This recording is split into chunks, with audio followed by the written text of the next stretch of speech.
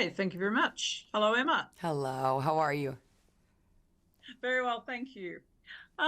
Great film, obviously, and one of a string of collaborations you've had with Yorgos Lanthimos. Can you tell me something about what draws you together and what is that common spirit that you have?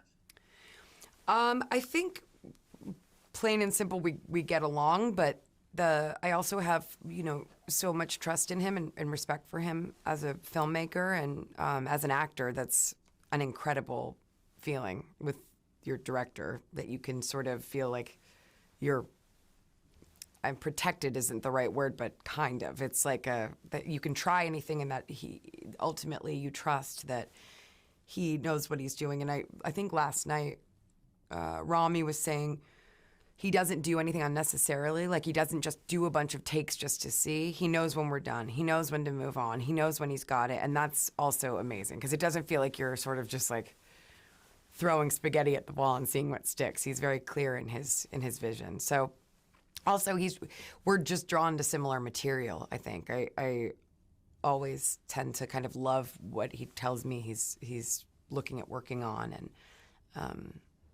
and always end up going like, can I do it too? That sounds great. Right. Yeah. Um, uh, Looking at the films you made at the start of your career, though, nobody would have guessed that this was where you were going to end up. Well, not that you've ended up, but where you'd get to by now. And is there some sort of turning point that you felt that was meeting Yorgos actually a turning point?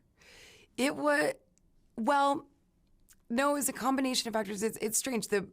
I mean, I've really been so lucky, and my first movie was super bad, which I still love so much to this day. I've gotten to do like a lot of different types of things, and I think the turning point for me internally was actually doing cabaret on stage.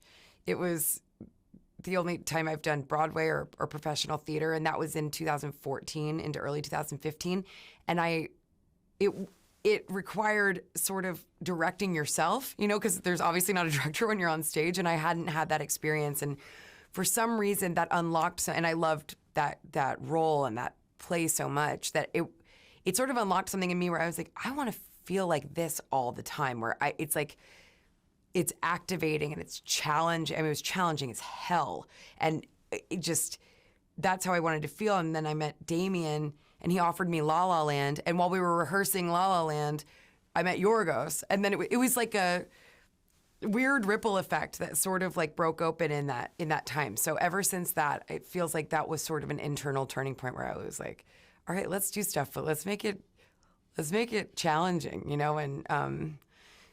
and help to evolve. Because I feel like otherwise, kind of what's the for me, I don't know what the point is if it's not, if it doesn't feel like a continuing sort of evolution of trying things. And what's the importance to you of being an executive producer as well? Being a producer? Well, on this one specifically, because we have a production company now, and so that's kind of separate from this, because he asked me to be a producer on this before I even had a production company. But I think the reason for that was we had been talking about this film for, almost 3 or 2.5 years at that point. And it was quite a while before we made it even still. And I was just privy to all the choices being made. I was asking a lot of questions and had opinions, and we were sort of, going through all of this. And Bella, obviously, I had a lot of thoughts about. She's such a major part of this sort of story. So I guess on this, it's really a title to what was already happening between us, between all of us, and Ed and Andrew, who produced The Favorite and have produced a lot of Yorgos's work. So the four of us together kind of, it just felt like it made sense for this. Well, I imagine your opinions are expressed in the kind of character you've built. Her movements are extraordinary, like a mechanical doll. Her costumes are obviously completely bizarre, period, but not period. And so how did you work up that aspect of her, that oddity? Just lots of experimentation, basically. Just seeing, like, would this walk work? Okay, just Yorgos and I, like, you know, practicing walks, practicing movement, seeing, you know, just trying different things and inventing it, which is what's so great, is that she's not like anyone. So we got to invent, you know, what she would walk like, what she would talk like, all of that. So that was a really fun part of the process. And as for the costumes, which were so, so helpful, Holly Waddington, who's the brilliant costume designer, she and I spent a lot, and Yorgos spent a lot of time sort of tracing the arc of Bella and how she's dressed in the beginning, as opposed to how she dresses herself when she's traveling at that point in her development. And then as she grows and is more interested in politics and sees, you know, the nature of the world, how that shifts and changes as well. So I think all of those costumes really lent itself, at least for me, you know, being in them,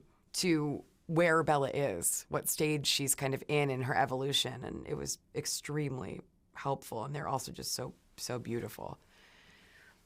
Yes, absolutely. Unfortunately, I'm being told to wrap up now, but thank you so much for all that. Thank and you. Congratulations. Thank you so much. Have a good day.